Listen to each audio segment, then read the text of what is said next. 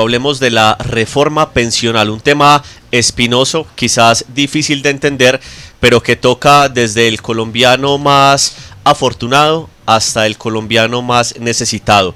Hoy en Colombia las mujeres se pensionan con 57 años, los hombres con 62 años. Algunos sectores dicen que será el entierro, el fin de los fondos privados de pensión. El gobierno argumenta que se va a ayudar a 2.6 millones de adultos mayores que, aunque llegan a la edad de pensión y aunque cotizaron en algún momento, por X o Y problema no se podrán pensionar. Pasaríamos, según el gobierno, a un régimen pensional más solidario. Para entender un poco más este tema, saludamos a Natalia Gómez. Ella es abogada, es especialista en Derecho de la Seguridad Social, magíster en Derecho de la UDA y doctora en Salud Pública de la Universidad CES. Ya nos había acompañado en oportunidades anteriores. Natalia, gracias por estar de nuevo en Mi Oriente. ¿Cómo está? Muchas gracias por esta invitación. Para la Universidad es muy importante participar en estos debates en el marco de nuestra maestría en Seguridad Social. Muy bien, Natalia, hoy hay que decir que la reforma pensional no entra a regir de inmediato. Se daría un régimen de transición a partir del 1 de julio de 2025. Vamos por partes. ¿Para quiénes aplicaría la reforma pensional y para quiénes no? Cuando nos dicen que a quién aplica, primero tenemos que decir que nos aplica a todas las personas que vivimos en el territorio nacional y cotizamos al sistema de seguridad social, como ha venido siendo siempre cuando tenemos la obligación de cotizar. Cuando tú hablabas ahorita de que es más solidario, efectivamente lo que está cogiendo la reforma laboral es todo lo que se ha hablado a nivel internacional y nacional de la solidaridad que debe tenerse con las personas mayores. Entonces, como grupo poblacional, las personas mayores. ¿Por qué? Porque ingresan al sistema algo que se denomina pilares y habrá uno solidario para garantizar una renta básica de subsistencia a personas sin ingresos que estén en pobreza extrema, en pobreza, en vulnerabilidad, que tengan 65 años hombre, 60 años mujer. También personas que son hombres de 55 años y mujeres de 50, que tengan los hombres una discapacidad, las mujeres que aunque no están, digamos, son personas mayores, se puede considerar todavía que están en un límite, tengan una pérdida de capacidad laboral, pero que tengan 50 años de edad y 50% de pérdida de capacidad laboral. Y un régimen semicontributivo que lo que pretende es garantizar una renta vitalicia a personas que cotizaron, que no cumplen con las condiciones de los requisitos, o sea, han hecho aportes, pero no tienen las cotizaciones que se exigen para la pensión de vejez. Y eso se refiere a personas de 65 años hombres y 60 años mujeres que tengan cotizaciones entre 300 y 1000 semanas. Y acá, pues, que es importante mencionar, en lo semicontributivo, pues esas personas no podrán ser con pobreza extrema. Y ya en el contributivo, pues seguiremos las personas que tenemos empleo, que cotizamos como independiente, tenemos ingresos para cotizar. Acá es lo que cambia, y cuando ahorita hacía la observación de los fondos privados, los fondos no terminan o salen, sino que hasta 2.3 salarios mínimos, todos tenemos que cotizar al régimen como tal contributivo en Colpensiones. Natalia, es decir, recordemos por acá la fecha, desde el 1 de julio de 2025 será obligatorio cotizar a Colpensiones hasta 2.3 salarios mínimos. Es decir, si hay alguien, digamos que se gane 4 salarios mínimos, 2.3 salarios irían a Colpensiones. El resto, es decir, el fondo público, el resto iría a libre elección a un fondo privado del contribuyente. ¿Es así? A un régimen de ahorro individual administrado por los fondos privados. Efectivamente, ese porcentaje, ese 2.3 en adelante, ¿cierto?, va para esos fondos privados, para los 4 que están en este momento. Entonces, para que la gente un poco ilustre, entonces, Colpensiones 2.3, el resto va a Colfondos, a Protección, a All Mutual, a estos que están ahorita vigentes todavía por venir, que van ese ahorro individual. También puedo hacer aportes voluntarios que también irían a ese fondo privado.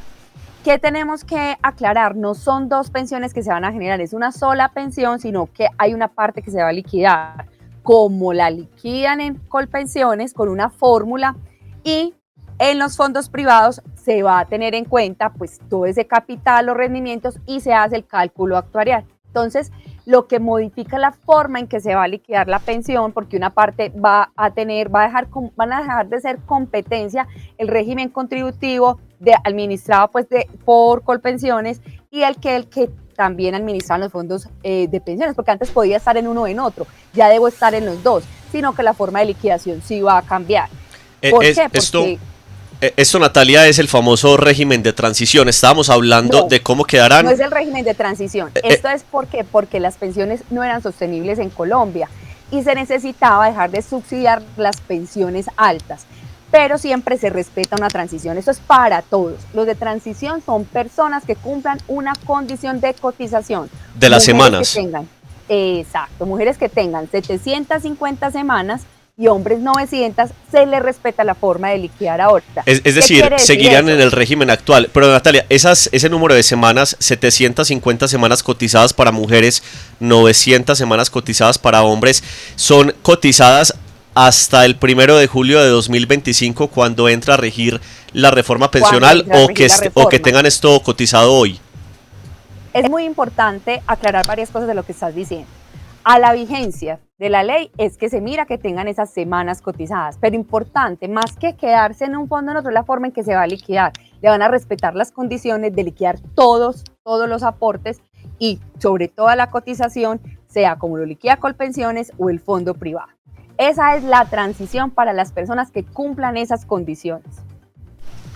Natalia, ¿es cierto que la edad de pensión en Colombia con esta nueva fórmula se aumentaría 5 o 7 años? El gobierno dice que se va a mantener por igual, que el beneficio va a ser más social para quienes no se han pensionado, que los ricos ayuden a subsidiar la pensión de los más pobres y demás. Pero a la larga sí se aumentaría la edad de pensión en Colombia. Vea, la ministra misma dijo que la reforma tiene una proyección de 15 años. La realidad en Colombia es que hay un envejecimiento poblacional como lo hay en muchas partes del mundo. El tema de la edad y las semanas se tiene que revisar en una próxima reforma pensional. En 15 años tendrá que reformularse estas condiciones. Es una realidad. Lo han advertido diferentes estudios en la academia, financieros, y esto es real. La sostenibilidad del sistema también tiene que ver con el empleo. Tenemos que ver cómo va a cambiar también o cómo se va a transformar las condiciones de empleabilidad en Colombia en los próximos años y las cotizaciones de las generaciones futuras. Es un tema incierto, pero necesaria en este momento la reforma.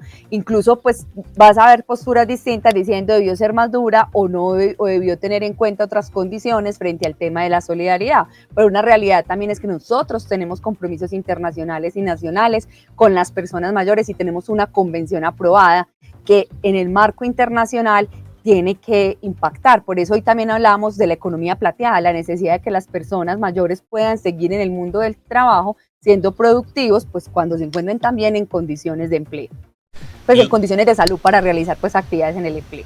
Lo cierto es que hoy Colombia entra a ese bloque de América Latina con un régimen más solidario. Hacía parte antes de un bloque, digamos, en el que estaba, por ejemplo, Chile, con un régimen en el que primaban los fondos privados. Natalia Gómez, nuestra experta en temas laborales y pensionales, gracias por siempre ayudarnos a entender mejor estos temas espinosos, pero de la mayor atención para cualquier colombiano. Carlos, me están preguntando vía WhatsApp si Natalia atiende consultas privadas. Natalia, ¿atenderías consultas? Sí. Claro que sí. ¿A dónde te pueden contactar?